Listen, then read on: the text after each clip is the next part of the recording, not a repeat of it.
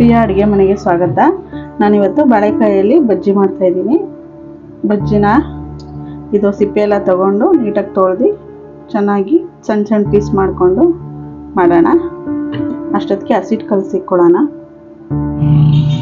ಇವಾಗ ಒಂದು ಬಟ್ಲಷ್ಟು ಕಡಲೆ ಸೀಟ್ ತೊಗೊಂಡಿದ್ದೀನಿ. ರುಚಿಗೆ ತಕ್ಕಷ್ಟು ಉಪ್ಪು ಹಾಕ್ತಾ ಇದ್ದೀನಿ. ಸ್ವಲ್ಪ ಓಂಕಾಳು ಹಾಕ್ತಾ ಇದ್ದೀನಿ.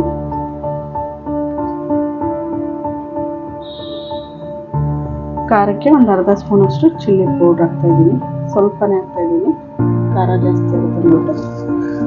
ಇದನ್ನು ಚೆನ್ನಾಗಿ ಮಿಕ್ಸ್ ಮಾಡ್ಕೊಳ್ಳೋಣ.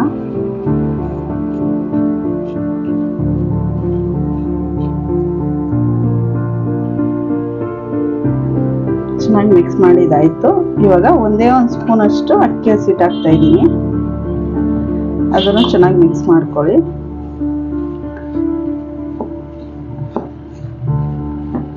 ನಾನಿದು ಕಲರ್ ಗಿಲರ್ ಏನು ಬೇಡ, ಹಂಗೆ ಮಾಡ್ತಾ ಇದ್ದೀನಿ. ಒಬ್ಬೊಬ್ರು ಕೇಸರಿ ಕಲರ್ ಪೌಡ್ರ್ ಹಾಕ್ಕೋತಾರೆ, ನಾನು ಏನು ಹಾಕ್ತಾ ಇಲ್ಲ. ಇವಾಗ ನೀರು ಹಾಕ್ಕೊಂಡು ಕಲಿಸ್ಕೊತಾ ಇದ್ದೀನಿ.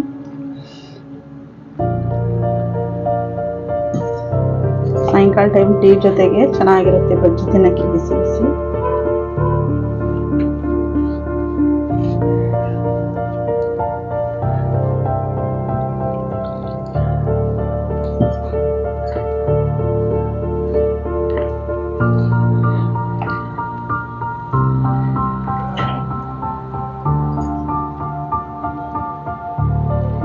ಸ್ವಲ್ಪನೇ ನೀರು ಹಾಕೊಂಡು ಕಲಿಸ್ಕೊಳ್ಳಿ. ತುಂಬ ಗಟ್ಟಿನೂ ಇರಬಾರ್ದು, ತುಂಬ ತೆಳ್ಳೇನೂ ಇರಬಾರ್ದು. ನಾನು ಸೋಡಾ ಎಲ್ಲ ಏನು ಯೂಸ್ ಮಾಡಲ್ಲ.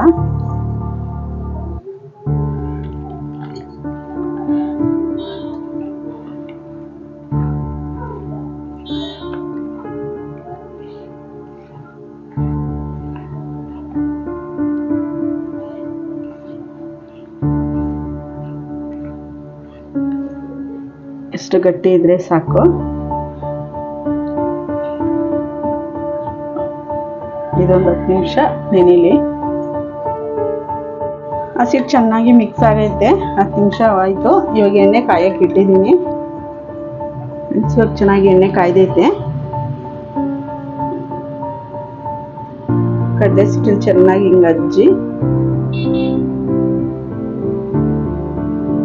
ಇವಾಗ ಹಾಕ್ತಾ ಇದ್ದೀನಿ. ಒಬ್ಬೊಬ್ಬರಿಗೆ ಸೋಡಾ ಹಾಕಿದ್ರೆ ಹೊಟ್ಟೆ ನೋವು ಬರುತ್ತೆ, ಗ್ಯಾಸ್ಟ್ರಿಕ್ ಜಾಸ್ತಿ ಆಗುತ್ತೆ. ಅದರಿಂದ ಸೋಡಾ ಹಾಕಲ್ಲ. ನಾನು ಸೋಡಾ ಹಾಕಲ್ಲ.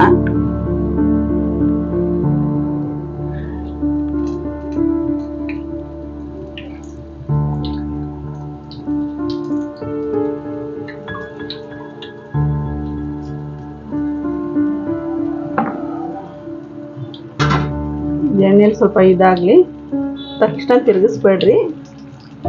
ಅದೊಂದು ಸ್ವಲ್ಪ ಬೇಯಲಿ ಈ ಕಡೆ.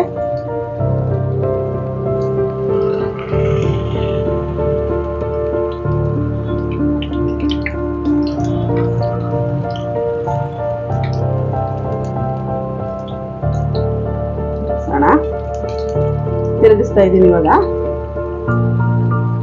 ನೋಡಿ, ಸೋಡಾ ಹಾಕಿಲ್ಲ ಅಂದ್ರೂ ಎಷ್ಟು ಇದಾಗಿ ಬಂದೈತೆ.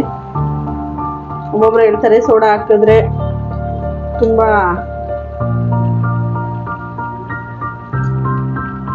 ಕ್ರಿಸ್ಪಿಯಾಗಿ ಬರುತ್ತೆ ಅಂತಾರೆ. ಏನು ಆ ಥರ ಏನಿಲ್ಲ. ಸೋಡಾ ಹಾಕಿಲ್ಲದೆ ಇದ್ರೂ ಕ್ರಿಸ್ಪಿಯಾಗಿ ಬರುತ್ತೆ. ಅಕ್ಕಿ ಹಸಿಟ್ಟು ಬೇಕಂದ್ರೆ ಹಾಕ್ಕೋಬೋದು, ಇಲ್ಲಾಂದರೆ ನಾನು ಇರಲಿ ಅಂತ ಹಾಕಿದ್ದೀನಿ. ಸ್ವಲ್ಪ ಕ್ರಿಸ್ಪಿಯಾಗಿ ಬರಲಿ ಅಂತ ಅಕ್ಕಿ ಹಸಿಟ್ಟು ಹಾಕಿದ್ದೀನಿ.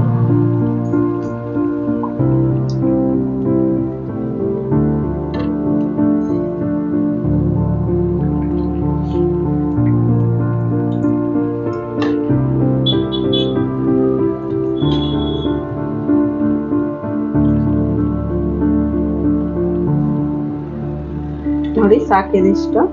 ಇವಾಗ ಎತ್ಬಿಡೋಣ.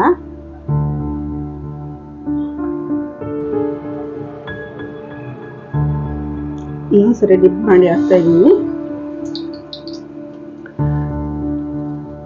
ನಾನು ತುಂಬ ತೆಳ್ಳೆ ಕಟ್ ಮಾಡ್ಕೊಂಡಿಲ್ಲ ಬಾಳೆಕಾಯಿ, ಸ್ವಲ್ಪ ಮಂದಕ್ಕೆ ಮಾಡ್ಕೊಂಡಿದ್ದೀನಿ.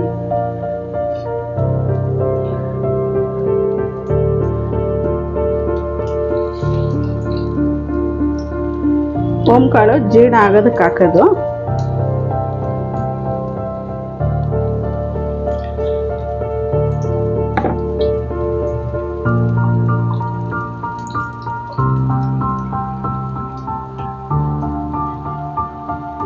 ಸಾಕ್ರಿ